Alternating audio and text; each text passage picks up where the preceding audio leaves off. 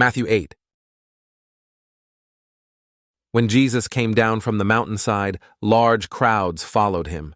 A man with leprosy came and knelt before him and said, "Lord, if you are willing, you can make me clean." Jesus reached out his hand and touched the man. "I am willing," he said. "Be clean." Immediately he was cleansed of his leprosy. Then Jesus said to him, "See that you don't tell anyone, but go, show yourself to the priest, and offer the gift Moses commanded as a testimony to them." When Jesus had entered Capernaum, a centurion came to him, asking for help. "Lord," he said, "my servant lies at home paralyzed, suffering terribly." Jesus said to him, "Shall I come and heal him?" The centurion replied, "Lord, I do not deserve to have you come under my roof, but just say the word, and my servant will be healed. For I myself am a man under authority, with soldiers under me. I tell this one, 'Go,' and he goes, and that one, 'Come,' and he comes. I say to my servant, 'Do this,' and he does it." When Jesus heard this, he was amazed and said to those following him, "Truly I tell you, I have not found anyone in Israel with such great faith. I say to you that many will come from the east and the west, and will take their places at the feast with Abraham, Isaac, and Jacob in the kingdom of heaven. But the subjects of the kingdom will be thrown outside, into the darkness, where there will be weeping and gnashing of teeth." Then Jesus said to the centurion, "Go, let it be done just as you believed it would." And his servant was healed at that moment. When Jesus came into Peter's house, he saw Peter's mother-in-law lying in bed with a fever.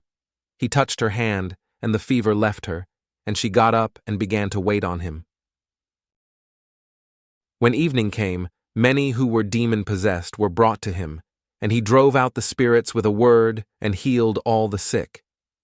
This was to fulfill what was spoken through the prophet Isaiah. "He took up our infirmities and bore our diseases." When Jesus saw the crowd around him, he gave orders to cross to the other side of the lake. Then a teacher of the law came to him and said, "Teacher, I will follow you wherever you go." Jesus replied, "Foxes have dens and birds have nests, but the Son of Man has no place to lay his head." Another disciple said to him, "Lord, first let me go and bury my father." But Jesus told him, "Follow me, and let the dead bury their own dead." Then he got into the boat, and his disciples followed him. Suddenly a furious storm came up on the lake, so that the waves swept over the boat. But Jesus was sleeping.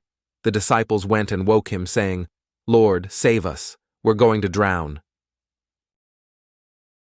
He replied, "You of little faith, why are you so afraid?" Then he got up and rebuked the winds and the waves, and it was completely calm. The men were amazed and asked, "What kind of man is this? Even the winds and the waves obey him."